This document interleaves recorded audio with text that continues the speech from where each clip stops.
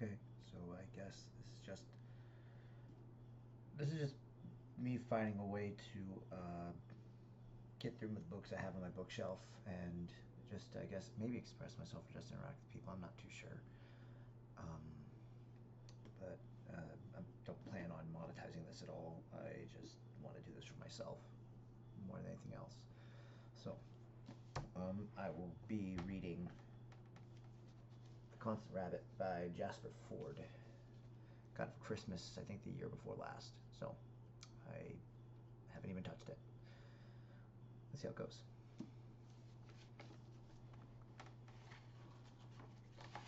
Constant Rabbit. Boom. Here we go. Speed librarying. The quote at the top says, "Somebody once said, the library is actually the dominant life form on the planet. Humans simply exist as the reproductive means to achieve more libraries." Still on the Western Baroness Thatcher. I asked, moving slowly down the line of volunteers who were standing at readiness outside our library. A smallish mock Tudor building in the middle of much hemlock, itself more or less in the middle of the country of Hereford, which in turn was pretty much in the middle of the UK, so I plan on doing, I guess, really bad British accents, so be ready. Much hemlock, I hope that that's how it's pronounced, was, in pretty much every meaning of the word, middling. Westerns are the best when they're not really westerns at all. Oh wait, sorry. Westerns are the best when they're not really westerns at all, said Baroness Thatcher. Like when more akin to the Greek epics, True Grit, for example. Shane is more my kind of thing, said Stanley Baldwin, who I think fancied himself as a softly spoken man of understated power and influence. Winston Churchill opined they were both wrong, and that the Oxbow incident was far better with its generally positive themes of extrajudicial violence. Neville Chamberlain tried to keep the peace and find some middle ground on the issue, while David Lloyd George simply sat there in quiet repose, mentally preparing for the adrenaline-fueled 6 minutes of speed librarying that lay before us. Perhaps I should explain. The UCOP government's much vaunted Rural Library Strategic Group Vision Action Group had kept the libraries open as per their election manifesto, but reduced the librarian staffing levels in Herefordshire to a single solitary example working on greatly reduced hours, which meant that each of the county's 12 libraries could be open for precisely 6 minutes every 2 weeks. And this is where my hand-picked team of faux politicians entered the picture. Using a mixture of careful planning, swiftness of foot, a robust understanding of the Dewey Decimal Book categorization system, and with strict adherence to procedure, we could facilitate a fortnight's worth of returns, loans, reserves, and extensions in the 360 seconds available to us. It was known to all and sundry as a Buchblitz, Buchblitz. My name is Peter Knox, but for the next 6 minutes, I'll be your John Major. Really, Stanley?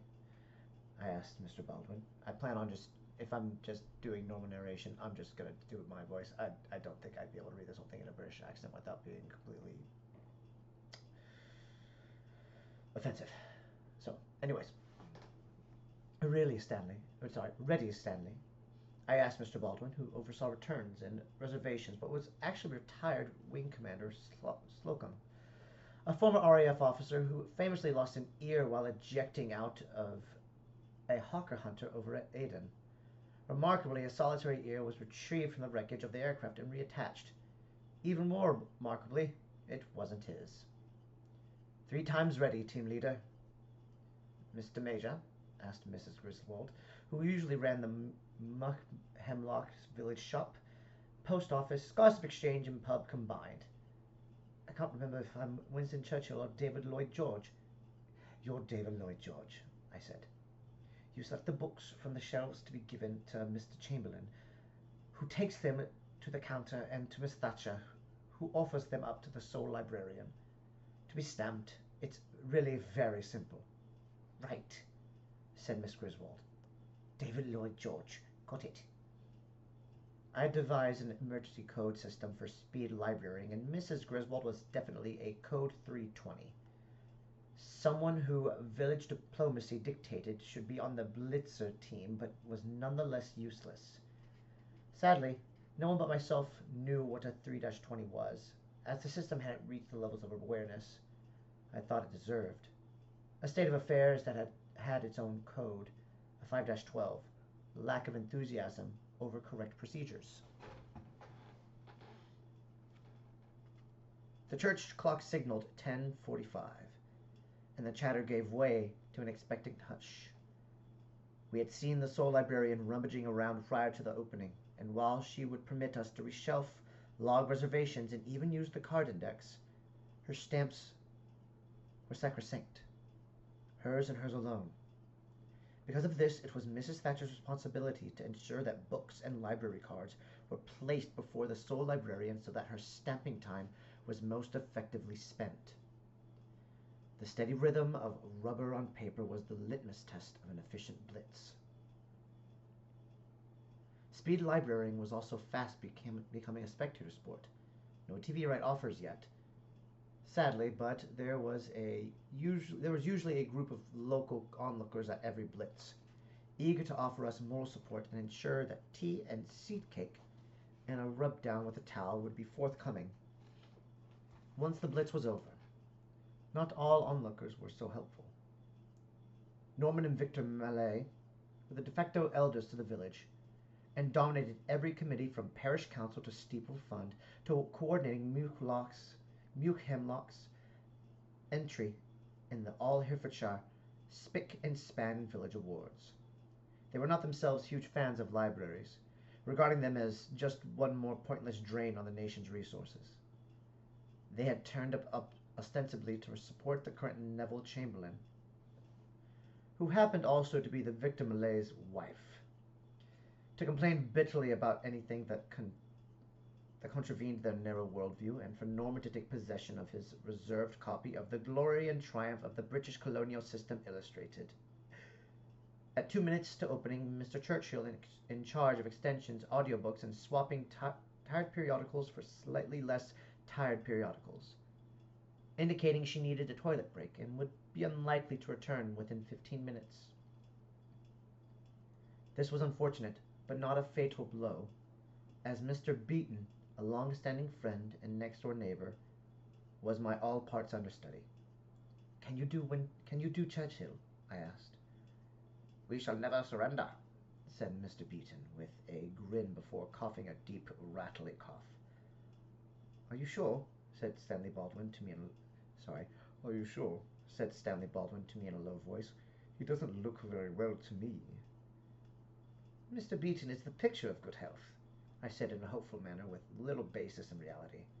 Mr. Beeton had so many ailments that he was less of an elderly resident and more of a walking medical conundrum, the only two ailments which he had not suffered in his long life being tennis elbow and death. So Mr. Beeton, now Winston Churchill, dutifully took his place behind a wheelbarrow containing 46 neatly stacked books, all carefully sorted by shelf order for ease of return.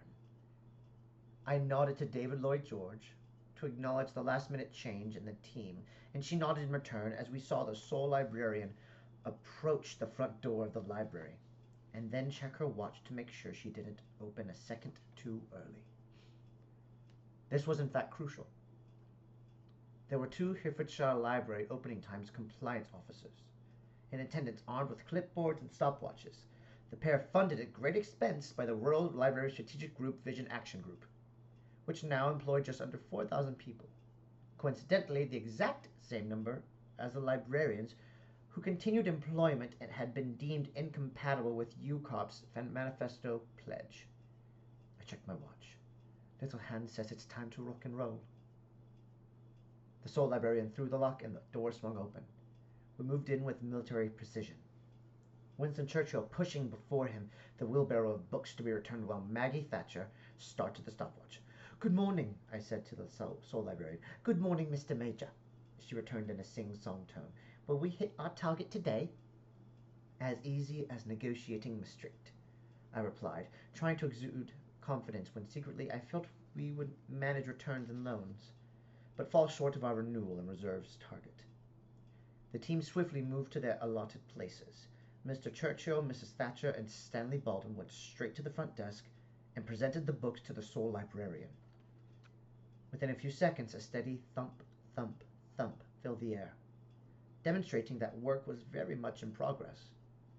At the same time, David Lloyd George and Neville Chamberlain went rapidly down the aisles, transferring the pre-ordered picks to a trolley ready to be brought to the front desk once the returns, extensions, and reservations were completed.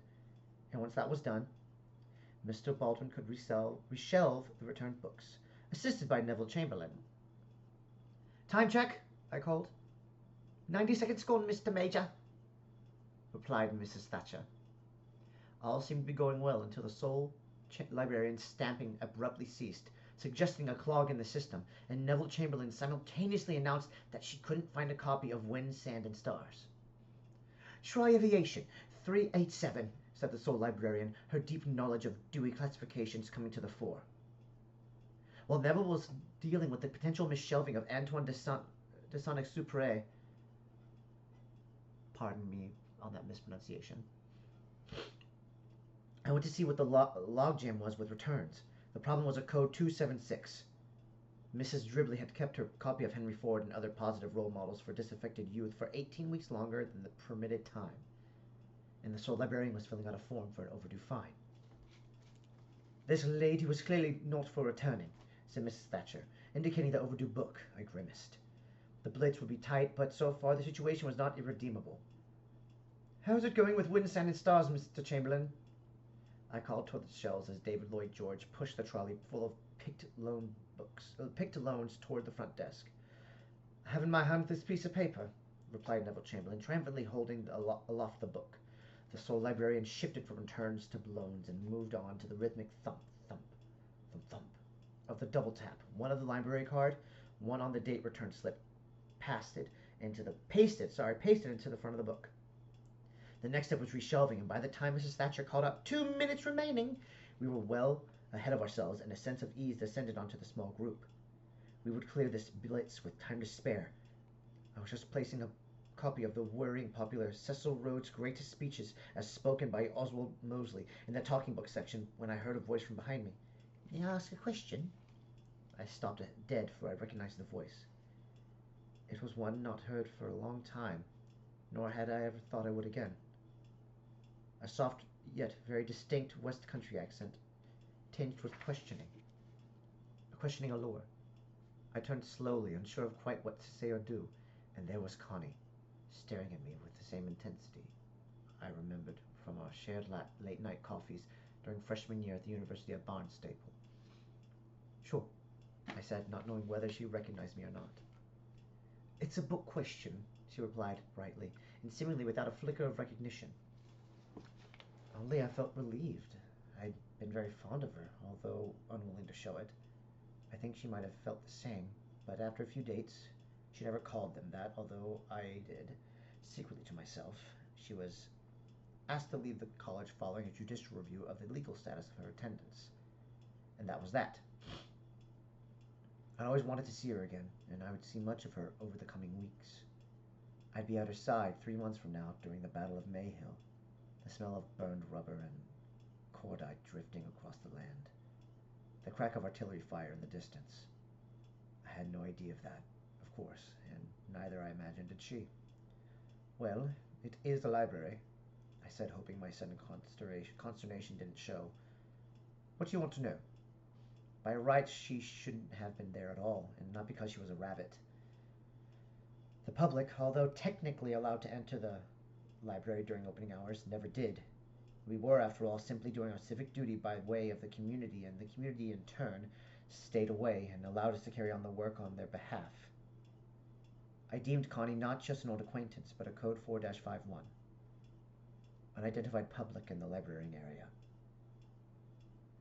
I'm after rabbit inhabitability, she said, like Austen's classic but more Warren-based and with a great emphasis on ears, sex, carrots, burrowing, and sex. You said sex twice. Yes, said Connie, blinking twice.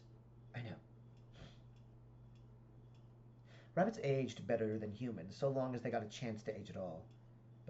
And she was pretty much unchanged in the 30-odd years since I'd seen her last. Smaller and slimmer than the norm, but wild stock, the generic brown-furred variety.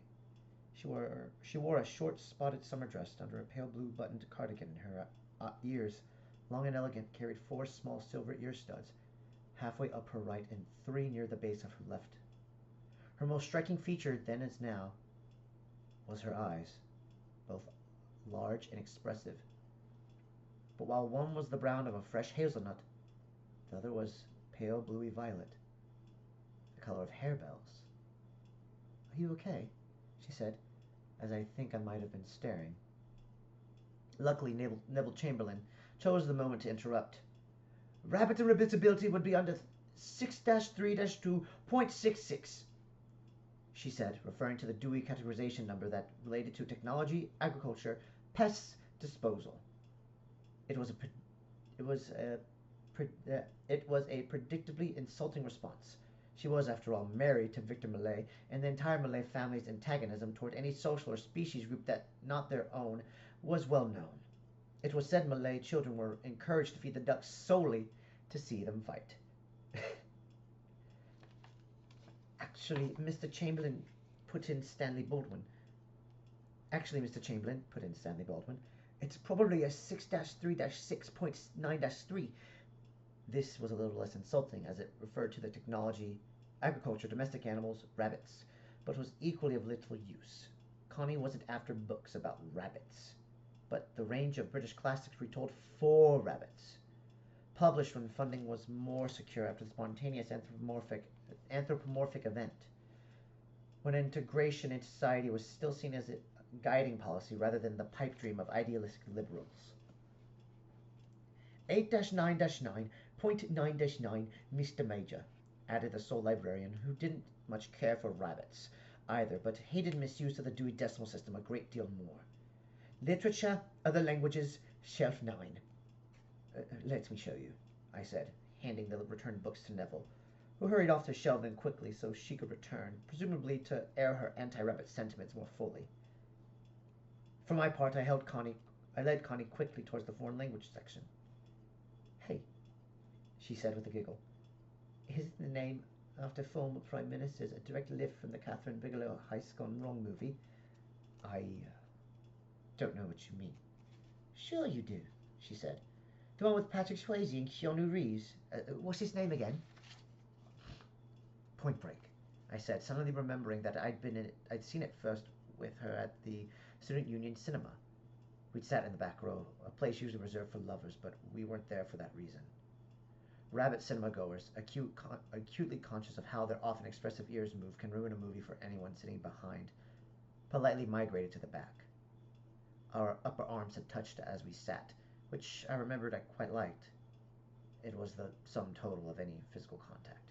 And, I concluded, it's more a homage, really. That's the one, she said with a smile. Point Break. You could have disguised everyone in rubber masks again, like in the movie. Not very practical, and we don't actually need to be disguised, I said. And besides, while Mrs. Thatcher and John Major masks are still obtainable, those of Neville Chamberlain and David Lloyd George are almost impossible to come by.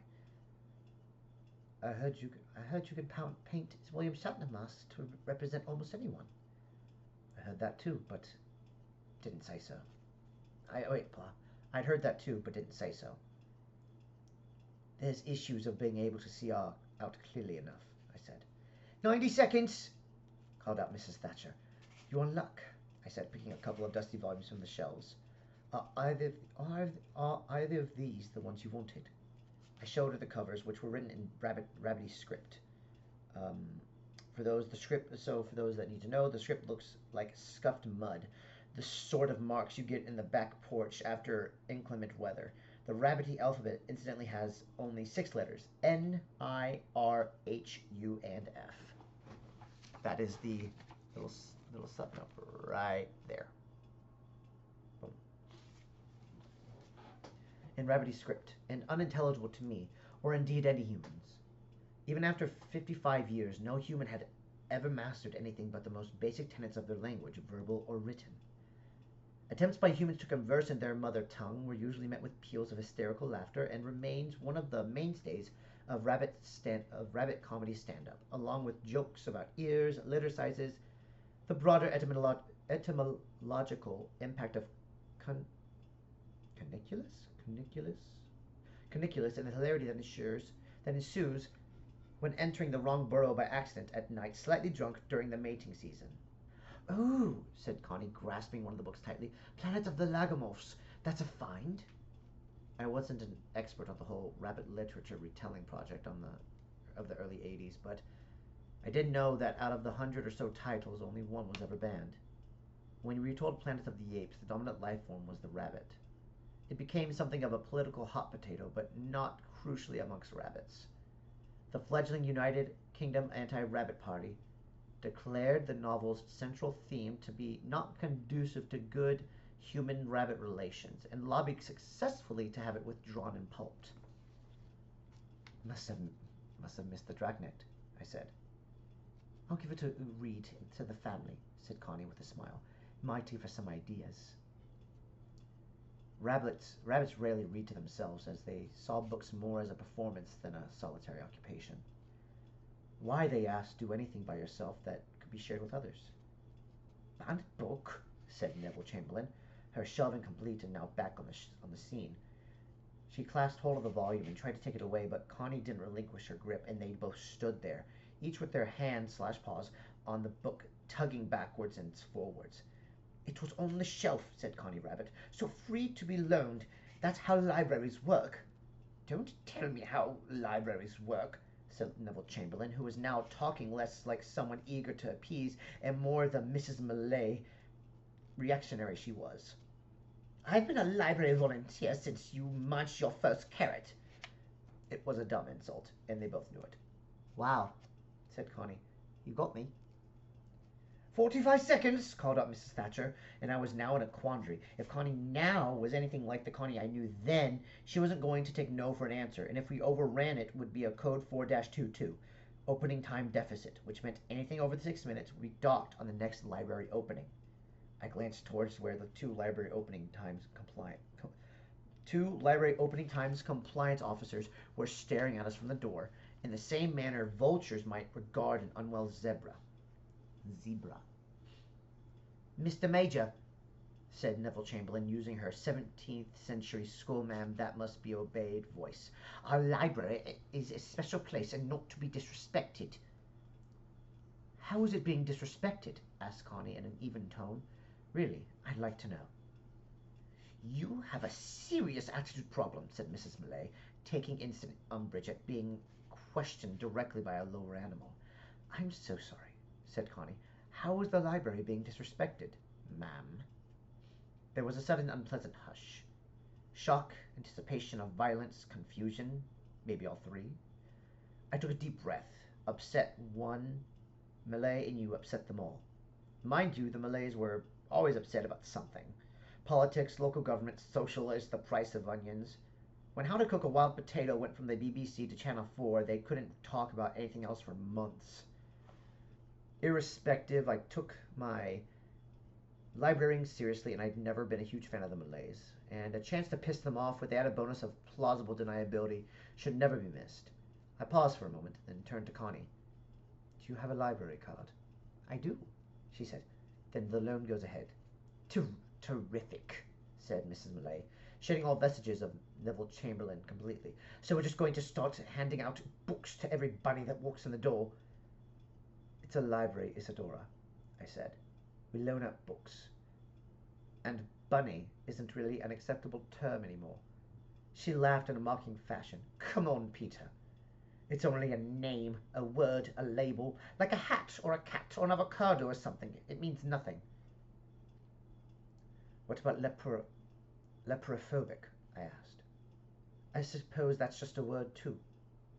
I felt Isadora rankling at the riposte. I shouldn't really have said it, but oddly I think I might have been the grandstanding in Connie's presence. Sorry, I think might have been grandstanding in Connie's presence. But I was in fact correct. They were very hot on acceptable rabbit terminology down at the Rabbit Compliance Task Force, and while Rapcott's relationship with the rabbit community was strained, we had to appear even-handed and without bias. Even referring to rabbits collectively as the rabbit was a little iffy these days. 25 seconds, said Mrs. Thatcher with increased agitation. We have to be out of here, Mr. Major. Before Mrs. Millay had time to argue, I beckoned Connie to the front desk. The sole librarian stared at her library card, then at Connie. Your name's Clifford Rabbit. It's my husband's. That's a code 4-20 infraction right there, said Mrs. Millay in a triumphant tone. Turned out she had been studying my codes after all. Misuse of library property. The book's for my husband, said Connie. Customers may collect books on others' behalf. True?